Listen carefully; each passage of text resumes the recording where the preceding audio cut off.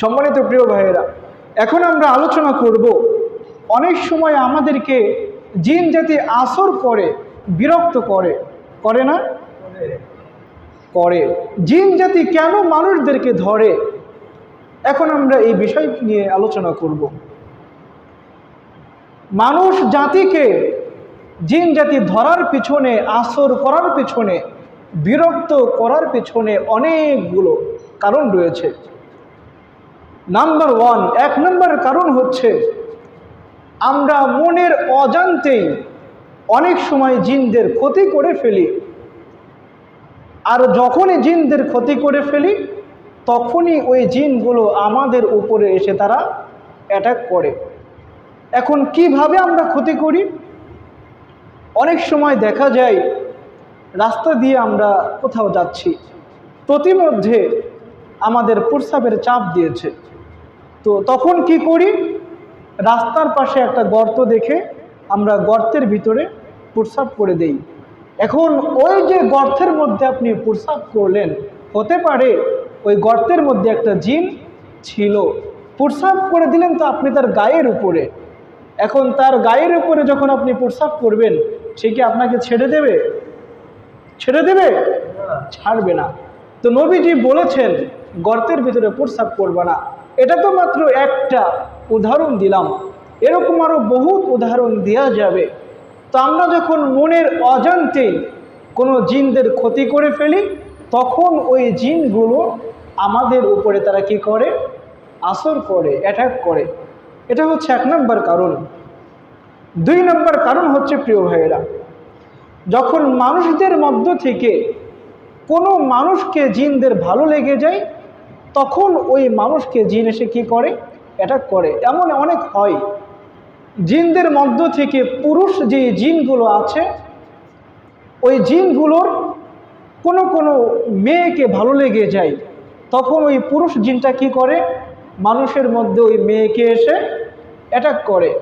আবার এমনও হয় জিনদের মধ্য থেকে ফিমেল অর্থাৎ মহিলা যে ভার্সনগুলো আছে ওই জিনগুলো মানুষের মধ্য থেকে পুরুষ যে মানুষগুলো আছে তাদেরকে দেখে ভালো লেগে গিয়েছে, তো তাদেরকে এসে কি করে? অ্যাটাক করে, তাদের শরীরের মধ্যে ঢুকে যায়। এটা হচ্ছে 2 নম্বর কারণ।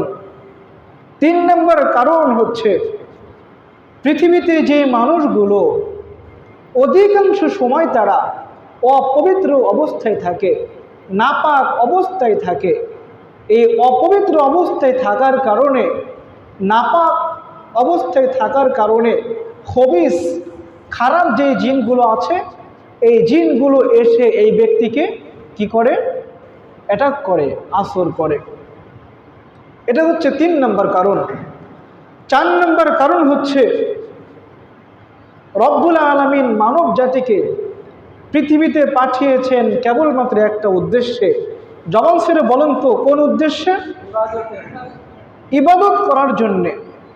এখন যে মানুষগুলো আল্লাহর খেয়ে, আল্লাহর পরে, আল্লাহর নিয়ামত পেয়েও আল্লাহর গুণগান গায় না, তখন রব্বুল আলামিন নিজেই তিনি ওই ব্যক্তির পিছনে একটা জিনকে তিনি লেলিয়ে দেন, আর ওই জিনটা সারাক্ষণ ওই ব্যক্তির পিছনে বন্ধুর মতো সব সময় ঘুরতে থাকে।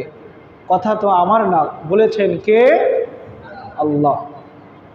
রব্বুল আলামিন বলেন وَمَن يَعْشُ عَن ذِكْرِ الرَّحْمَنِ نُقَيِّضْ لَهُ شَيْطَانًا فَهُوَ لَهُ قَرِينٌ। আল্লাহ পাক বলেন পৃথিবীতে যে মানুষগুলো আমার ইবাদত করে না, আমার স্মরণ থেকে সে নিজেকে গাফেল করে রাখে, আমি আল্লাহ পাক এই ব্যক্তির পিছনে একজন জিনকে আমি লাগিয়ে দেই। ওই জিনটা সারাক্ষণ ওই ব্যক্তির সাথেই চলাফেরা করতে থাকে। এই জন্য জিন থেকে বাঁচতে হলে ইবাদত করবেন নাকি ইবাদত ছাড়বেন? ইবাদত করতে হবে। তো 4 নম্বর কারণ আমরা পেলাম, যে মানুষগুলো আল্লাহর ইবাদত থেকে নিজেদেরকে গাফেল করে রাখে, আল্লাহ পাক নিজের থেকেই ওই ব্যক্তির পিছনে একজন জিনকে তিনি লেলিয়ে দেন। নাম্বার 5, জিন জাতি মানুষের উপরে আসর কেন করে? 5 নম্বর কারণ হচ্ছে আমরা যখন তাদের খাবারগুলো নষ্ট করে ফেলি তখন ওই জিনগুলো আমাদের উপরে অ্যাটাক করে। এখন প্রশ্ন করবেন, হুজুর তাহলে জিনদের খাবার কি, তারা খায় কি? এই সম্পর্কে নবীজি হাদিসের মধ্যে বলেছেন, জিনদের 1 নম্বর খাদ্য হচ্ছে, তিরমিজির বর্ণনা, বিশ্বনবী সাল্লাল্লাহু আলাইহি ওয়াসাল্লাম বলেন, ফালা তাস্তানজু বিহিমা। সাহাবীদের জামানায় সাহাবীরা গোবর দিয়ে, গোবর চিনেন তো, গোবর শুকনা হয়ে গেলে ওই গোবর দিয়ে তারা ইস্তেঞ্জা করতেন। তো নবীজি বলেন, ফালা তাস্তানজু বিহিমা, তোমরা ওই শুকনা গোবর দিয়ে ইস্তেঞ্জা করো না। কেন? ফাইন্নাহুমা যাদু ইখওয়ানুকুম মিনাল জিন, কারণ ওই শুকনা গোবর হচ্ছে তোমাদের ভাই জিন জাতিদের খাদ্য। যখন আপনি ওই শুকনা গোবর দিয়ে ঢিলাকলুপ ব্যবহার করবেন তখন জিন জাতি আপনার উপরে অ্যাটাক করতে পারে। তো জিনদের 1 নম্বর খাদ্য আমরা কি পেলাম? শুকনা গোবর।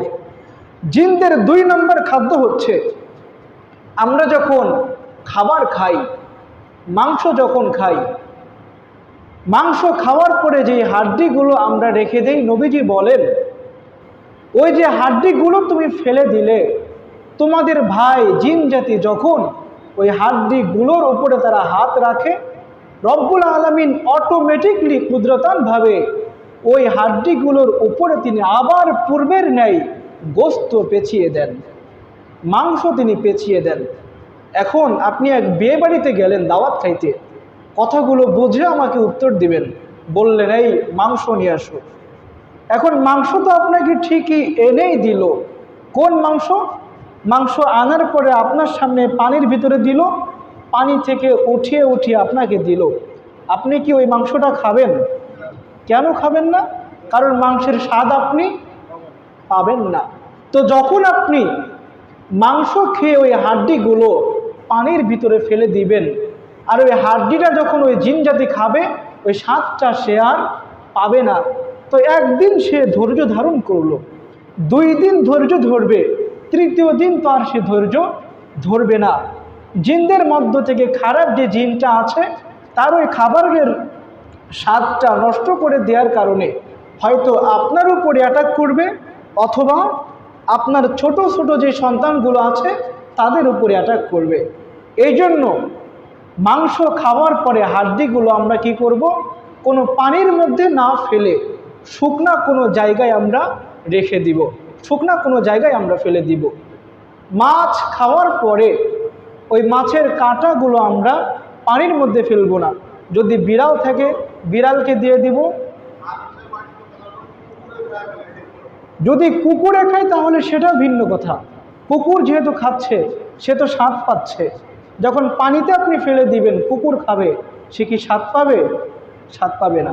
এজন্য যদি বিড়াল থাকে কুকুর থাকে তাদেরকে দিয়ে দিবেন, তারা খাবে, সমস্যা নাই। অন্যথায় বাহিরে কোনো একটা স্থানে ফেলে রাখবেন, কিন্তু পানির মধ্যে ফেলে এই হাড্ডিগুলোর স্বাদ নষ্ট করা যাবে না। সম্মানিত প্রিয় ভাইয়েরা, তো 5টি কারণ বললাম। এছাড়াও জিন জাতি মানুষকে ধরার আরও অনেকগুলো কারণ রয়েছে। 6 নম্বরে আর একটা কারণ হচ্ছে, নবীজি বলেন প্রত্যেকটা বাথরুমের ভিতরে, ওয়াশরুমে 6টার বেশি জিন থাকে। কয়টার বেশি? 6-এর অধিক জিন থাকে। নবীজি বলেন ওই জিনদের থেকে যদি বাঁচতে চাও তাহলে কি করতে হবে?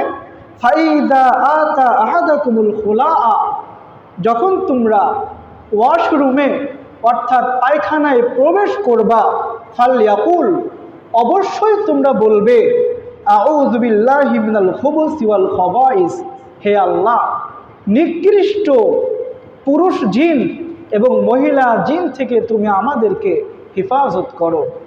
খুবুস এবং খাবাইস, খুবুস হচ্ছে পুরুষ জিনের বহুবচন, আর খাবাইস হচ্ছে মহিলা জিনের বহুবচন।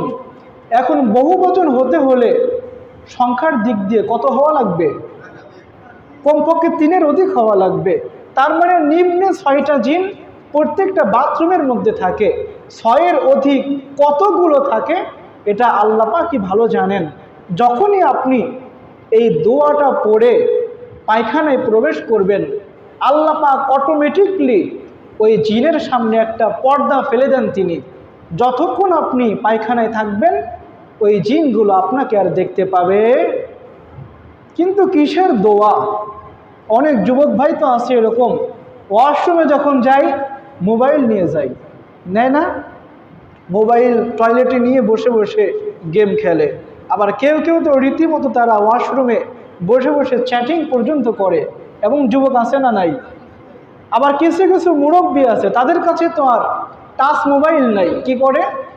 ওয়াশরুমে যাওয়ার সময় বিড়ি নিয়ে যাই, পায়খানায় বসে বসে কি খাই। এমন দেখেন না আপনারা কখনো? পায়খানা থেকে বের হবে, দেখবেন প্রচণ্ড বিড়ির গন্ধ ওয়াশরুম থেকে বের হয়। ওইটা কি খাওয়ার জায়গা? পায়খানা কি খাওয়ার জায়গা? এই জন্য প্রিয় ভাইয়েরা, তো ওয়াশরুমে যখন আমরা ঢুকবো অবশ্যই এই দোয়াটা আমরা পড়ে তারপরে ঢোকার চেষ্টা করব। এছাড়াও জিন জাতি মানুষকে বিভিন্ন কারণে আসর করতে পারে। এখন এই জিনদের থেকে যদি আপনি বাঁচতে চান, নবীজি করণীয় কি এটা তিনি বলে গিয়েছেন।